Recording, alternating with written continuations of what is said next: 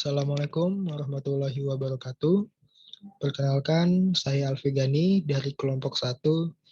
Kali ini akan menjelaskan materi dari administrasi keuangan dalam dunia pendidikan.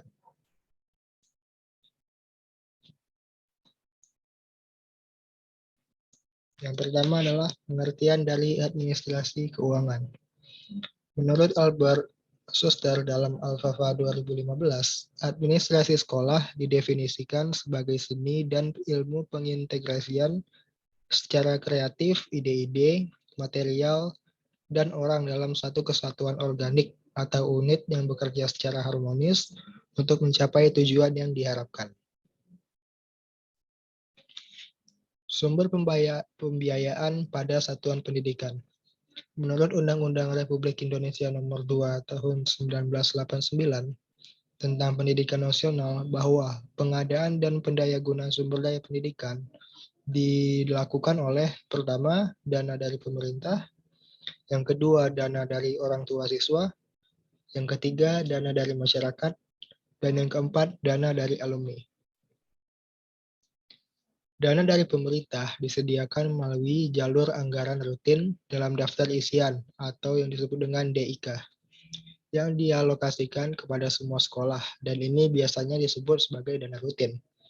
Besarnya dana yang dialokasikan dalam DIK biasanya dialokasikan berdasarkan jumlah dari peserta didiknya. Maka besarnya anggaran dan besarnya dana untuk masing-masing jenis pengeluaran sudah ditentukan oleh pemerintah di dalam DIK. Pengeluaran dan pertanggungjawaban atas pemanfaatan dana rutin DIK harus benar-benar sesuai dengan mata anggaran tersebut. Selain DIK, pemerintah juga memberikan bantuan operasional sekolah atau yang disingkat dengan BOS. Dana ini diberikan secara berkala yang digunakan untuk membiayai seluruh kegiatan operasional sekolah. Dana dari orang tua siswa juga dikenal dengan istilah iuran komite. Besarnya sumbangan yang harus dibayar orang tua siswa ditentukan oleh rapat komite sekolah. Pada umumnya, dana komite sekolah terdiri dari dana tetap bulan sebagai uang kontribusi yang harus dibayar oleh orang tua siswa setiap bulan selama anaknya menjadi siswa di sekolah tersebut. Dana insidental yang diberikan kepada siswa baru yang biasanya hanya 1 kali selama 3 tahun pembayarannya diangsur. Dana sukarela yang biasanya ditawarkan kepada orang tua siswa tertentu yang dermawan dan bersedia memberikan sumbangannya secara sukarela tanpa suatu ikatan apapun. Dana dari masyarakat merupakan sumbangan sukarela yang tidak mengukat dari anggota-anggota masyarakat sekolah yang menaruh perhatian terhadap kegiatan pendidikan di suatu sekolah. Dan keempat, dana dari alumni. Dana ini biasanya digunakan untuk membantu meningkatkan mutu sekolah, misalnya seperti buku-buku, alat, dan perlengkapan belajar. Nah, selanjutnya adalah pengelola keuangan sekolah. Pengelola keuangan adalah orang yang bertugas untuk mengelola keuangan sekolah. Orang tersebut kita kenal sebagai bendahara. Bendahara di sini mempunyai tugas, yaitu memegang buku kas umum, pemegang buku kas pembantu anggaran, buku bank, buku pajak registrasi SPM, membuat laporan, dan arsip laporan keuangan. Selanjutnya adalah proses administrasi keuangan. Yang pertama ada perencanaan RPS dan RKAS. Selanjutnya ada pelaksanaan, penggunaan, dan pencatatan dana. Selanjutnya adalah pelaporan dan pertanggungjawaban.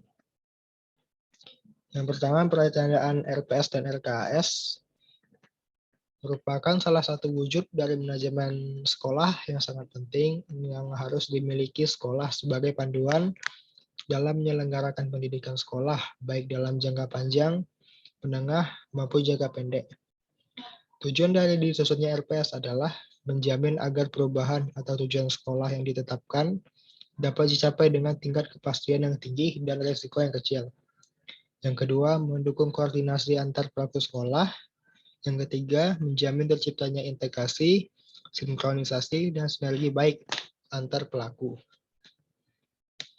Yang kedua ada pelaksanaan, penggunaan, pencatatan dana. Depdagri dan Depdikbud 1996 menyatakan bahwa dalam administrasi keuangan Harus ada pemisahan tugas dan fungsi, yaitu otorisator, ordonator, dan pembendaharawan.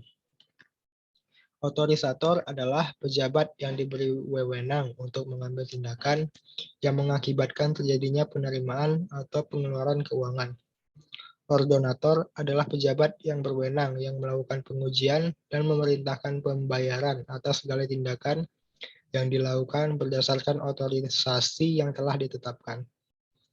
Bendaharawan adalah pejabat yang berwenang yang melakukan penerimaan dan pengeluaran uang atau surat-surat berharga lainnya yang dapat dinilai dengan uang dan diwajibkan membuat perhitungan dan pertanggungjawaban.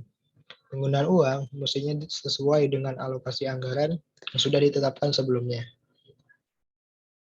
Ketiga adalah pelaporan dan pertanggungjawaban. Berlaku pelaporan dan pertanggungjawaban anggaran rutin dan pembangunan dilakukan dengan memperhatikan ketentuan yang disepakati, yaitu yang pertama, selambat-lambatnya tanggal 10 setiap bulan.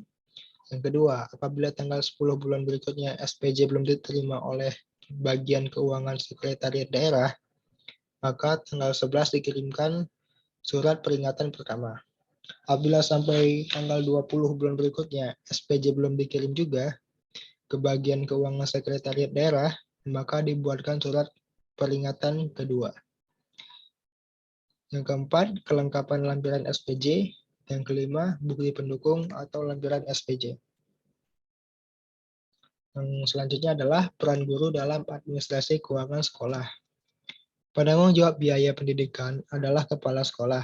Namun demikian, guru diharapkan ikut berperan dalam administrasi biaya ini. Meskipun menambah beban, mereka juga memberikan kesempatan untuk ikut serta mengarahkan pembiayaan itu untuk perbaikan proses belajar mereka dalam Al-Fafa 2015. Beberapa tugas guru dalam mengadministrasi keuangan ini meliputi yang pertama, membuat file keuangan sesuai dengan dana pembangunan. Yang kedua, membuat laporan data usulan pembayaran gaji, rapel ke pemerintah kota, membuat pembukuan penerimaan dan penggunaan data pembangunan, membuat laporan dana pembangunan pada akhir tahun anggaran, membuat laporan rancangan anggaran pendapatan bantuan sekolah atau RAPBS. Selanjutnya adalah membuat laporan tribulan dana bantuan operasional sekolah atau BOS, menyetorkan pajak PPN dan PPh, membagikan gaji atau repel. Yang selanjutnya adalah menyimpan dan membuat arsip peraturan keuangan sekolah. Baik, sekian penjelasan dari saya. Lebih dan kurangnya mohon maaf. Saya akhiri. Wassalamualaikum warahmatullahi wabarakatuh.